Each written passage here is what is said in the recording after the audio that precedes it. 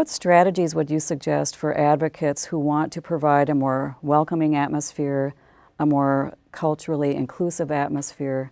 What would you suggest?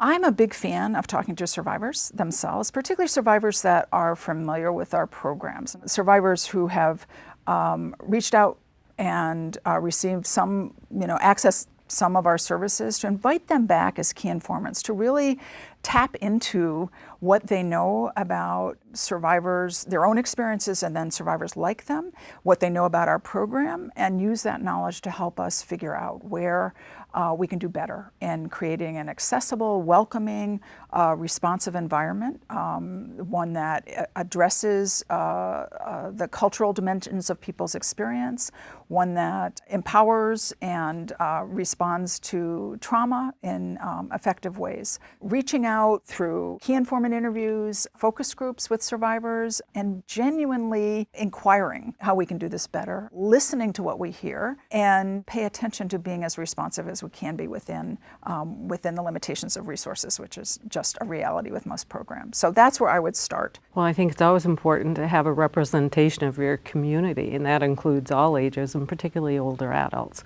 How you go about doing that is get out of the office. Frequently we think about we'll hold a focus group, we'll hold this meeting, and we expect people to come to us. So it means going to where older adults are, whether that be brown bag lunches that are going on at the community library, going to the senior citizen driving program. I'm not talking about setting up tables and brochures. I'm talking about going and just saying, hi, this is who I am. We're interested in talking to a group of people about our programming. You're the expert. Would you be willing to give us feedback? Set up maybe an event that has refreshments. Foods are always good. Door prizes are really great. And just being creative with getting out of the office. Now, that may be easier for some programs, particularly if you're in a more urban setting. More rural estates, that may not be as easy.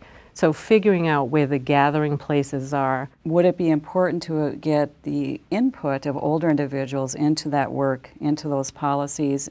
And again, how would one do that? The answer is yes, and that means getting them involved on the board of directors. There may be other volunteer opportunities in the organization, and going to established groups. There are established groups of older adults, whether it be through Area Agency on Aging, whether it be on the brown bag lunches I've referenced, whether there may be existing, in our state, there are existing triads that are law enforcement based with community partnerships around prevention and response to safety for older adults. Finding out what already exists and then become part of it to network and make that face-to-face connection, and then make those invitations and requests. We need your help. Everybody, and especially older adults who have such a rich history, have so much to give us and want to be accepted and respected as most and all people do. Let's tap into their wealth. Age doesn't decrease the wealth.